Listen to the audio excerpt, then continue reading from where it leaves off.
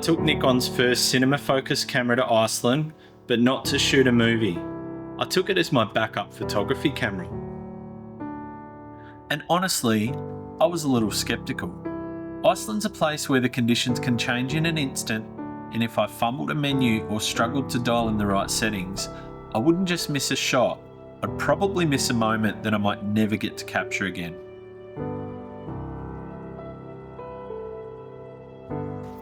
Quick thing before we get into it, this isn't a full review. There's plenty of those out there and people far more qualified than me to do them. This is about one question: does this camera work for me as a stills photographer who's been pushing more and more into video and who needs a second body that can do both? After 12 days fighting the elements and at times this camera, here's what actually happened. My primary camera is the Z9. It's a beast and it's never let me down no matter how hard I push it. Usually my second body is a Z6 II, reliable, familiar, tried and tested. On paper it makes sense. Same lens mount, same quality sensor, same manufacturer, even the same menu system. But in reality, it's a video focus camera and it's not aimed towards landscape photographers. It's aimed towards filmmakers. There was a moment that set my whole expectations on their head, and it happened really early in the trip. We were rushed, it was dark and well below freezing, the wind was cutting through every layer we had on, and the sky had just come alive with a beautiful aurora. I mounted the ZR to my tripod, my hands were so cold they were burning, and I tried to dial in my exposure, but my muscle memory was wrong. Here I was looking for dials that weren't quite the same, and I was hunting through menus while the aurora was dancing right above me. The pressure was on and I thought I'd blown it. But then I looked at the screen, and that's the thing, this screen. In the pitch dark, composing on this display was clearer and easier than any viewfinder I've ever used. I could see the focus peaking perfectly, and I could see all of the exposure information clearly. It instilled this confidence in the camera that I simply hadn't got yet. I stopped wrestling with the camera and started trusting it, and the results were phenomenal.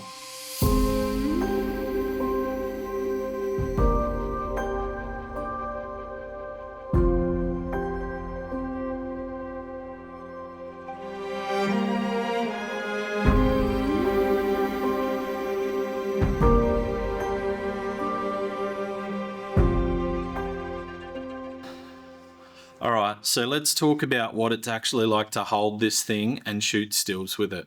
First I want to talk about this bracket. This ZR that Nikon sent me comes with this bracket, and it comes with this additional grip. And honestly, I wouldn't own this camera without it.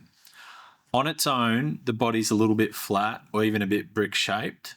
There's nothing really to grab onto, especially for someone with bigger hands like me. But with the bracket, you get actual purchase. Your fingers wrap around something and it feels much more like a camera again. That said, even with the grip, you're going to spend more time in the menus than you used to. There's fewer physical buttons on the camera compared to something like my Z9 or even the Z6. Things I'd normally change with a quick button and dial combo like ISO or drive mode, you actually end up in the menus to have to change. The workaround for me is the I menu. I spent a bit of time before and even during the trip customizing it, putting ISO, drive and focus modes within easy reach. Once I did that, quick settings changes stopped feeling like a chore and more like a natural process. Now, no viewfinder. This is the one that takes the most getting used to. When you're shooting handheld, your natural instinct's to pull the camera up to your face. That's decades of muscle memory for me. When there's nothing there, it feels wrong. And there's a stability change with this as well. Holding your camera away from your body, you lose that extra stability that you get from holding it in and tucking your elbow close. I shoot on a tripod a lot, so for most of my work, it wasn't an issue. But I did shoot a mix of handheld and tripod on this trip, and honestly, once I got past the initial weirdness, it stopped bothering me, and the image stabilization in this thing's really good, so I didn't find any direct challenges with the change in ergonomics. A huge part of the experience is the screen. It's bright, and you can see it in almost any conditions. Even with snow glare and low sun, it was a genuine surprise, and it's a massive asset when you're in the field. Cold weather in gloves, that can be a real struggle. There's absolutely no avoiding it. Pushing small buttons, navigating screens with thick gloves is much harder. There's no way around it. It's another reason that your eye menu setup matters. The fewer screens you need to dig through in the field, the better. On the size and weight, it's a small, light body. It pairs really well with normal focal length Z-mount lenses. I did have it on my 70-200 2.8 a few times, and even then it didn't feel particularly imbalanced. It's just comfortable and it's a lightweight, compact package. So did I regret leaving my Z6 II at home? No. The photos from this camera have those same rich Nikon colours that I absolutely love. It has incredible dynamic range, and having top-notch video capability in my backup camera, that's a superpower for any hybrid shooter. It's not for everyone. If you need a viewfinder, stick to the new Z6 III, but if you want to tell stories with both video and stills and you want one system to do it all very well, this is a great solution.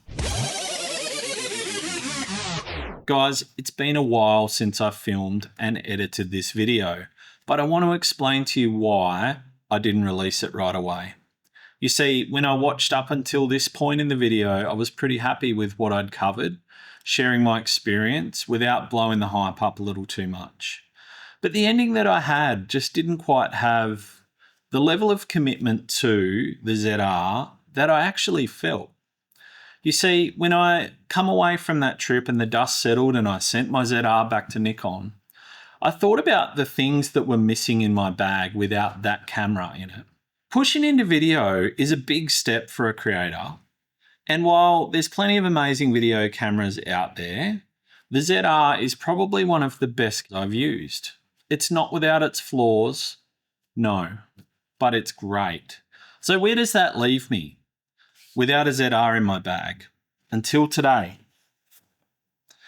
I wanted to film this outro for this video showing you guys proof that I'm committed to this camera. I love it. I think it's a great first step into this hybrid video camera for Nikon. There's so many exciting things to come in this space, and I can't wait to see what we get in future firmware updates, because Nikon has this amazing history of continually updating its Z model cameras with firmware updates. If you have enjoyed the way that I've presented this video, I really would appreciate a subscribe, a like, and I'd really love for you guys to come along for the ride. Until next time, stay safe and keep shooting.